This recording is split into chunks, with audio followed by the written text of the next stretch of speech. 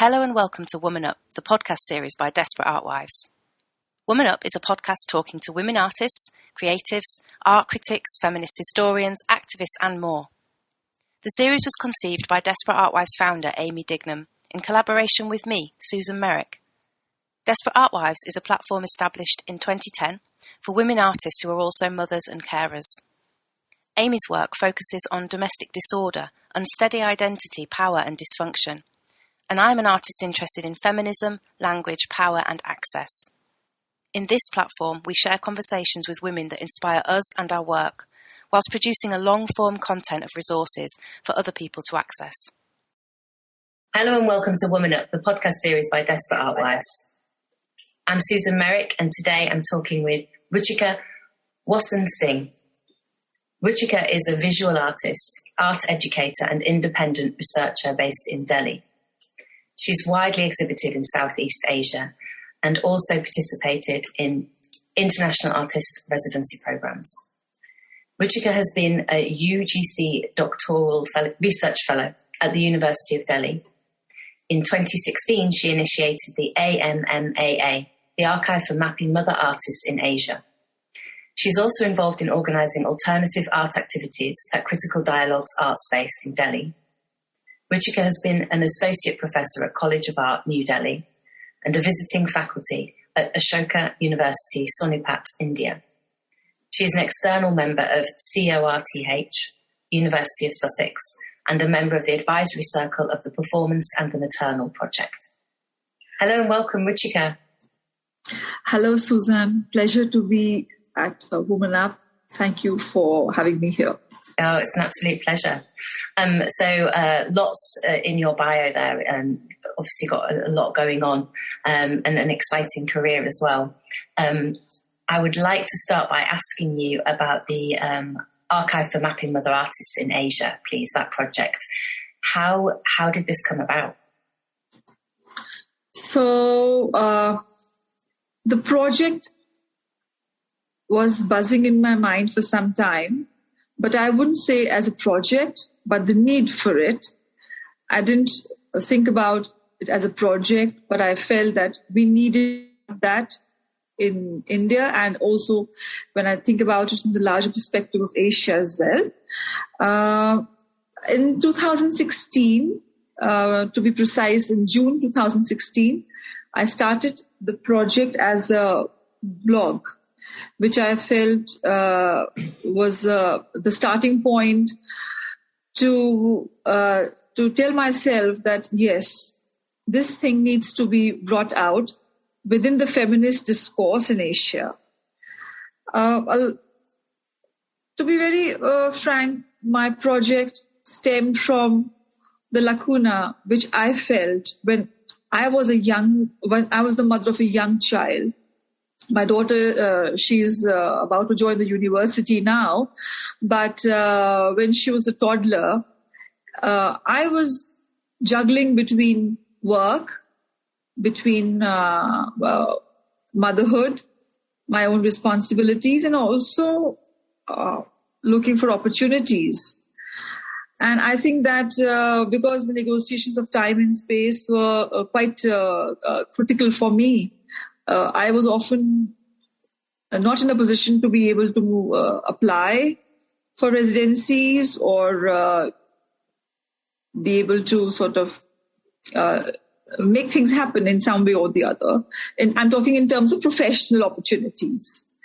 So I thought that this would be the very ground, because nothing had really changed even over all these years. And I thought one fine day this is what is needed. But yes, I must bring this, share this with you, that it was only in 2016 that when I went to Rome for a conference of MIRCI, I was so inspired by Andrea Aureli and a host of other theoreticians. Meryl Schoenig was the lady who invited me to be part of her panel. And I think it was only after I participated, I got that grounding and kind of a validation. And that validation was also in terms of a kind of a contrast, I would say. It was a contrast of communities, contrast of societies. And I felt that in the feminist studies, maternal research in the West had taken a good ground. So there were theoreticians from UK, Australia, different other parts of Europe, America, and Canada. But I realized, and of course, only after I was back from Rome, that I was the only Asian. And that made me think much more deeply about the need. It's like, so when I came back from Rome, I think it was a kind of a validation for me, because it was something which I had been feeling for a long time, but I got a push. And it was a contrast of sorts, because there are different societal pressures which women go through. Some are common between societies, and then some are not so common. There are also the kind of childcare help which we get within Asian societies is through family members, whereas in the West, there is a very well-structured support system. So we were juggling between all of these, and yet not being able to find a way out in terms of art practice. So I think that was what made me feel that it was time to address it, when women in the West and a lot of the participants whom I met were able to accept that, along with the support system which they have, whether that works for them or not, and yet being able to be able to ask themselves that, should we take these two things together, motherhood and art practice? And then yes, we want to, and then yes, we should have that as a part of feminist discourse as well. So I felt that this was something which was not being addressed within feminist studies in Asia, because for the simple logic that when feminist discourse is talking about the female body, and the feminist discourse is talking about sexual assault or sexuality, it means in a very simple way that you are looking at the body, parts of the body such as the breast and the vagina, you're looking at them as with sexual connotations. But my point of view is that the same body parts also have maternal functions. So how is it that within a feminist discourse, when you can look at one part through one prism, the second one should also be valid? But why has it not been taken up? If it's not been taken up, and that's something which is from nature, and both the prisms are given to us by nature. So how is it that for such a long time, for so clear, in such a clear way, that something has not been taken up, has been negated? So is that on purpose? Because it marks the route for many other trajectories for practicing artists. Just the way that you look at something, you validate it and accept it, or that you ignore it. It closes or opens many doors. So I think that was my hitch. But after coming back from Rome, I became much more clear that, yes, what I've been feeling for all this while, it has a very strong validation. I think I was somewhere looking for the validation, because I think in 2013, Myral Shernick and Jenny Klein were doing a panel for CAA, College Art Association, where they were inviting applications for maternal research. And I had sent my proposal. And even though Myral and Jenny were very keen, it didn't go through finally.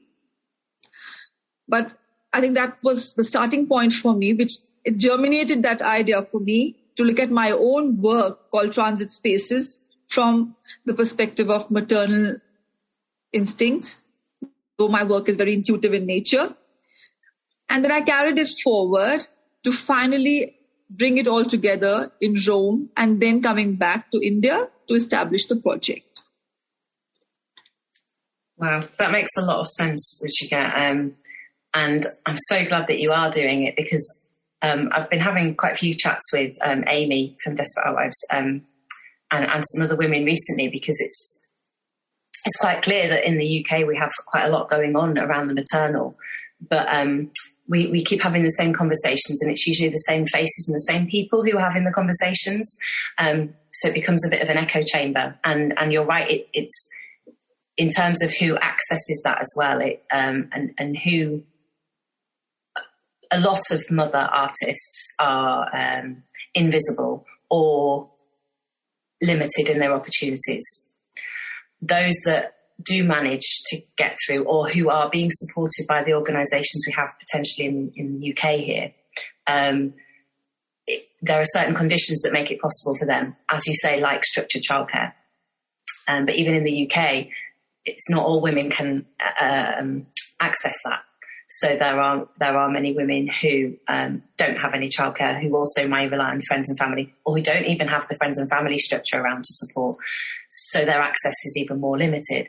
And I think that the only way that we can open up discussions around the UK circumstance as well is by looking at other mother artists to the UK. So looking abroad, looking at different societal structures, different ways of working, different ways that other people are managing, other women, looking at each other, supporting each other across territories, across countries, so that we can find alternatives to the ways that are not working. Yes. Yeah, so it's yeah, and I'm really interested in what you said about the prisms, the way in which feminism looks at the body.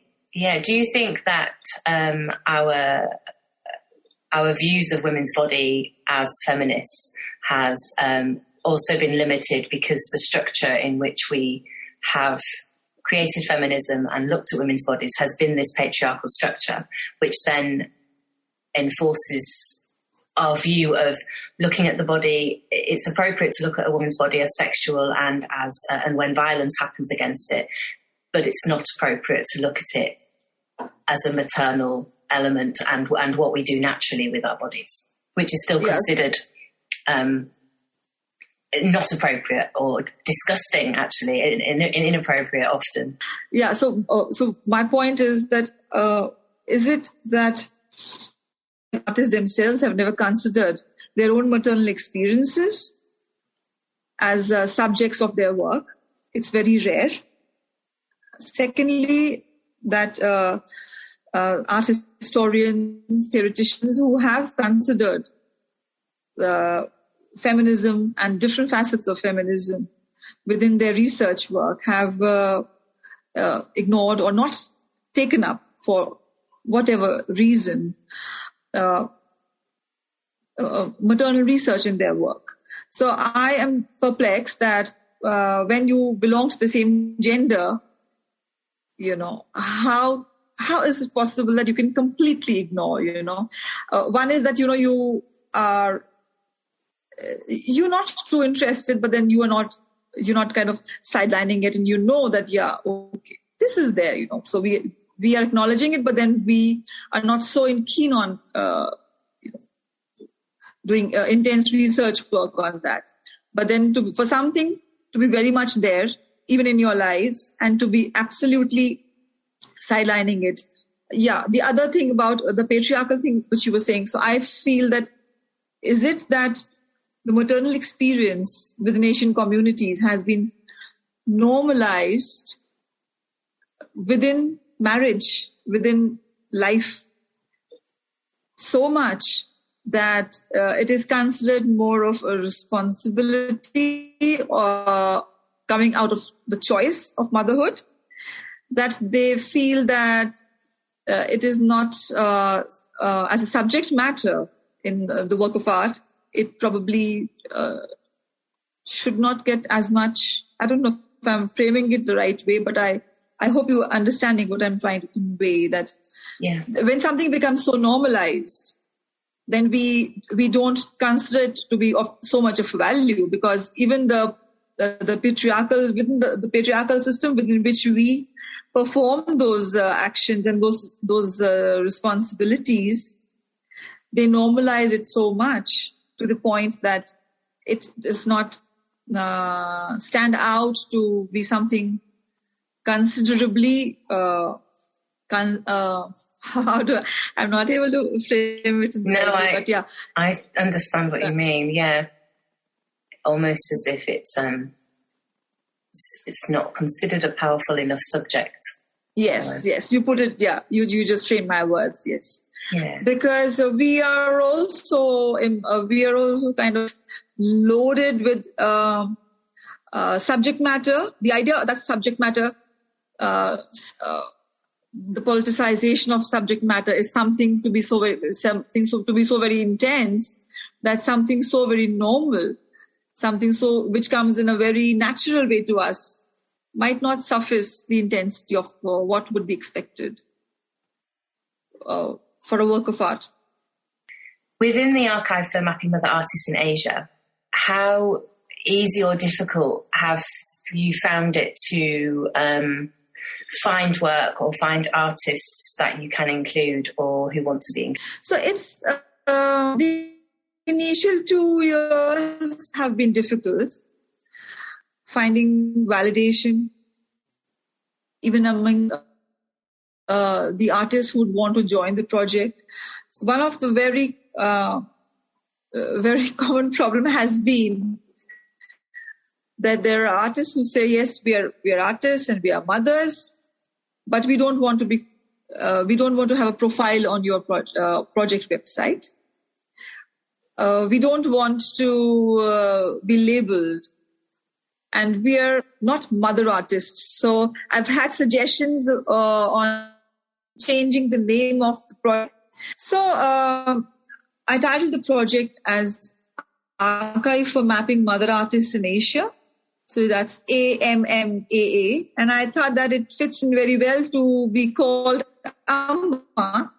And the word Amma itself means mother. And I thought that would very well give a greater force to the project by its name itself. They support the project, but they don't want to have their profile on the website. I think they feel that it brackets them in terms of the art market or the way that they are perceived as artists, which I don't think is the purpose of the project.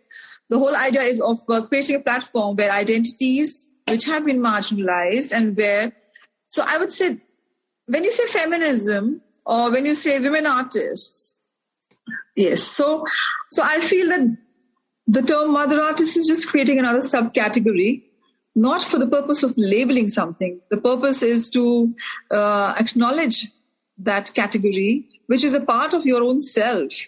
And I don't see why and how it is going to impact any artist's, image making. I think that even if they will not accept that they are mothers and artists and they are mother artists or they're artist mothers, they will still never be able to give up their identity because it's a part of them, and you can't give a part of yourself up just for sake of not wanting to be labeled. So whether they join the project or not, that identity will always be a part of them. I think this kind of shows a wider issue, doesn't it? When we talk about, the lack in some research areas to focus on the maternal. I mean, we do have more of it now, but there is still a lot of elements that are hidden or not talked about or just not given the research time or the academic time. Yes. And from another conversation I had with a researcher recently, I wonder I don't even wonder. It's surely pressure coming from outside forces, like who's going to fund you, who's going to support you, is that institution you're working with or for even interested in that area? And if they're not, how do you get that support for taking that research forward? Which I guess is why there are far more on the ground platforms and organisations and archives and women doing it for themselves in terms of creating these spaces? So that was also one of the reasons I used the word image making. I didn't want to really be very out and about with this very open explanation, because image making would bring in all of these factors. But you put it all in the words, so beautifully. So I've had artists who don't want to be a part of. They support the project, they find it interesting, but they don't want to be on the profile. They don't want to, or they don't want to support it at all, which has drastically reduced over a period of time as the project has found acceptance and validation in the West. I'm being very frank about it. Then there are artists who don't want to have profiles, but they want to participate in the different projects. So it's a mixed bag of response that I have found, I've got from artists, I've received from artists. And I think I have over a period of time learned to accept these varieties of responses, because initially I thought it would either be, one or the other. But then there are a lot of, layers in between as well. So that's fine. I've also had artists sending me emails and complaining that I've not been inviting them. And yes, and saying that I always select or invite established artists or gallery artists, which is absolutely not true, because this is the very premise for my project, because I'm not interested in looking at an artist from the perspective that the artist is established or not established. The whole idea is about identities and whether you want to be familiar, associate with the project on the basis of your identity, and do you want to associate that identity with your work or not? And look into those things, because I'm very sure that every artist who is a mother, who's chosen to be a mother, has some experience to share. And because life is never perfect. Nobody has a perfect life in any way.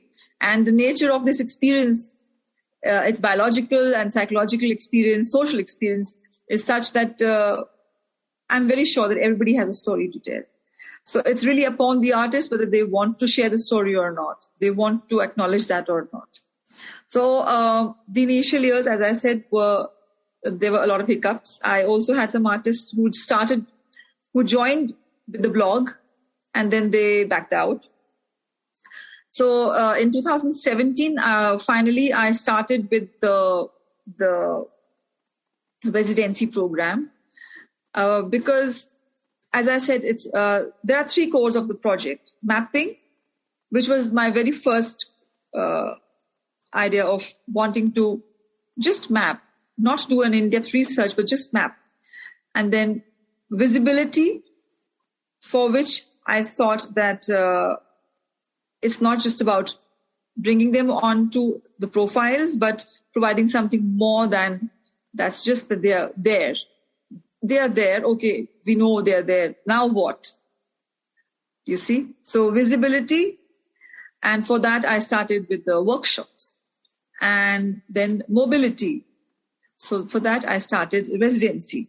So basically, from 2016 up till 21, I would say the shift has been that from mapping to providing on-site activities or platform, from something which is online or virtual to providing avenues for an on-site platform for participations. So this has been the shift.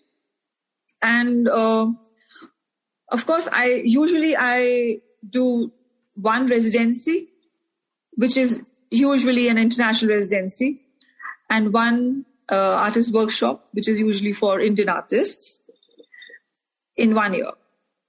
And the website is something which goes on.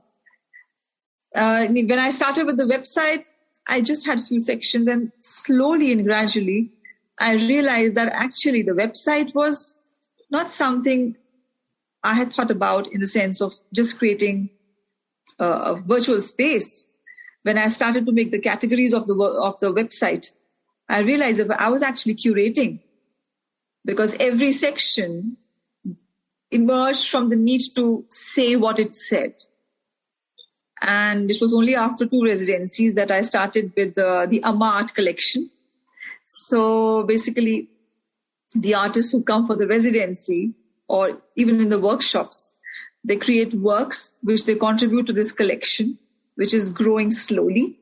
And the activities encourage the artists to look at their own maternal experiences and create works.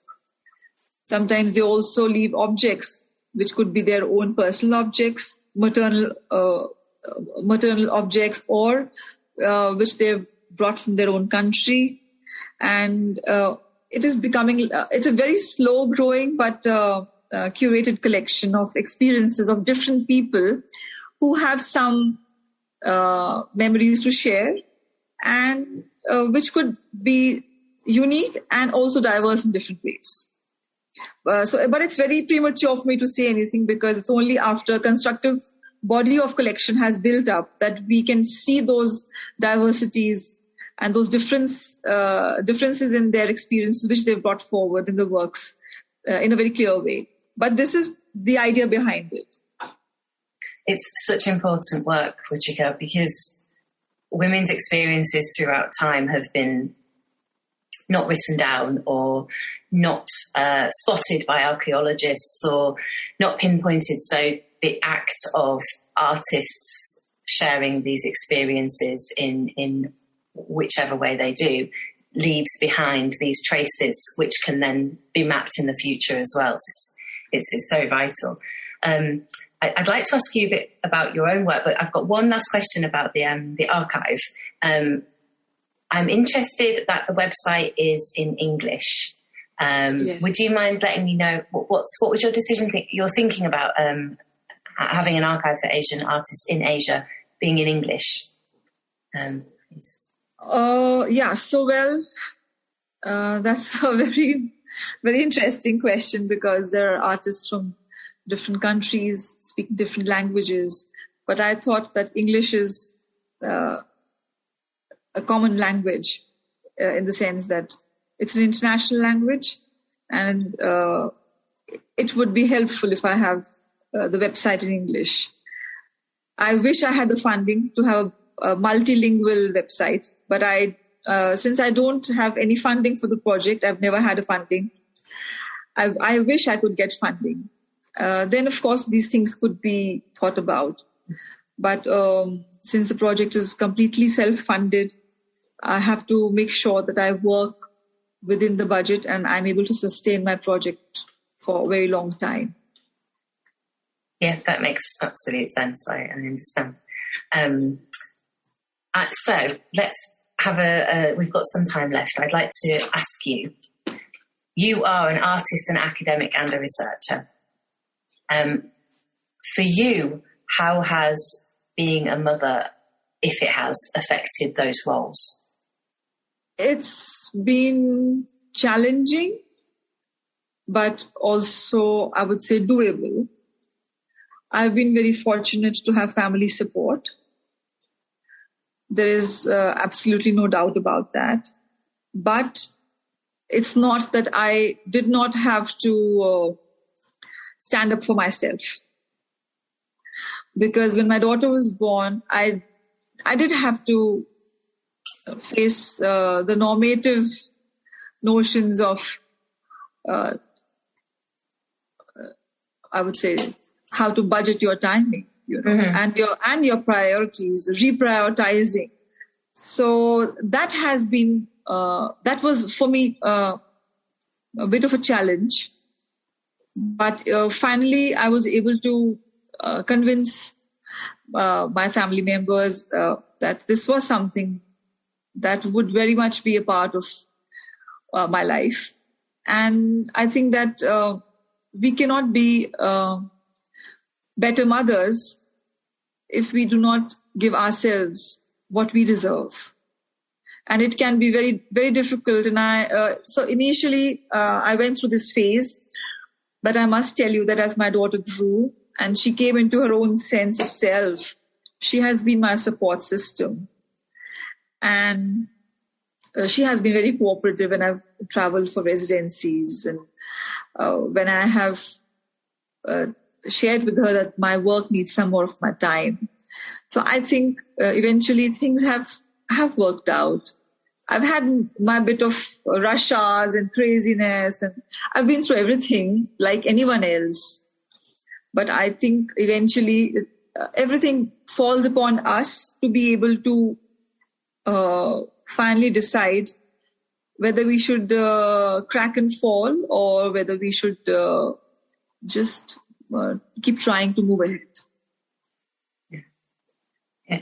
Do you think that the focus of your work has been affected by being a mother? Has it? I mean, obviously, I say obviously, I'm assuming that the archive itself has, and you said earlier, has come from your own experiences, but your other work in terms of your art making and your research, has that been informed by your own maternal experiences?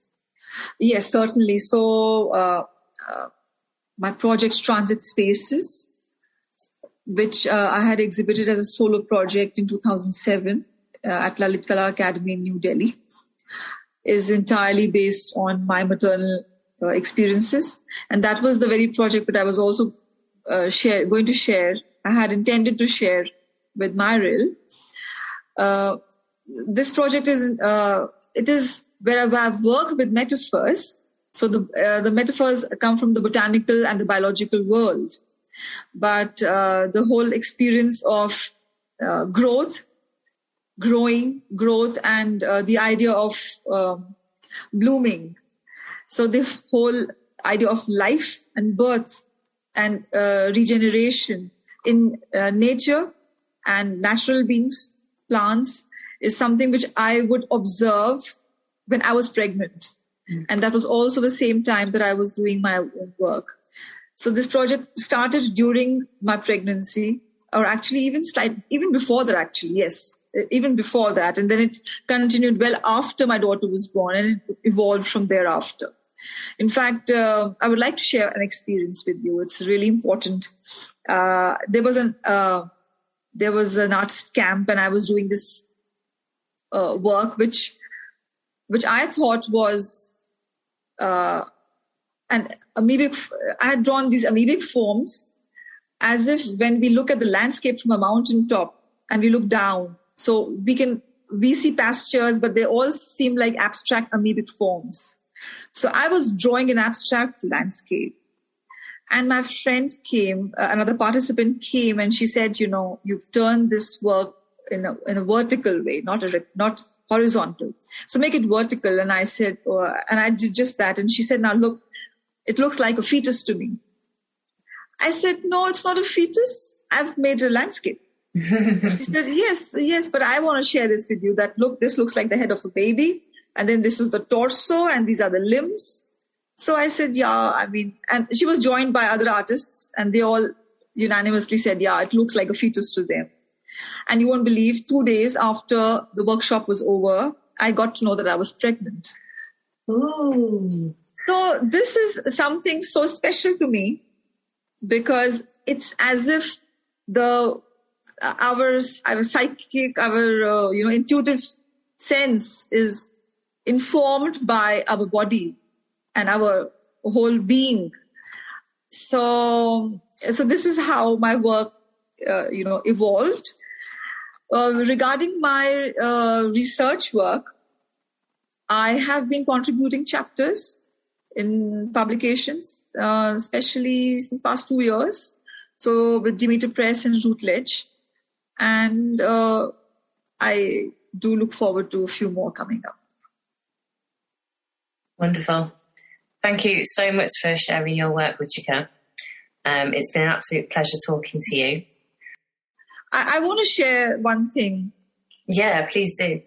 So I want to share about the residency. So when I started with the residency, the whole idea about the residencies is having durational residency. So the duration is very important here. The residency is only for 2 weeks and no more. So it sprung from the idea that I could never apply for long duration residencies, and I could never find short duration residencies for myself. So that was the whole idea of having 2 week long residency programs, which I started. And after 2 residencies, the third residency, which I had last year, just before the lockdown started, we got over with that, was a family residency. So Yuki Sai from Japan and her family were in India.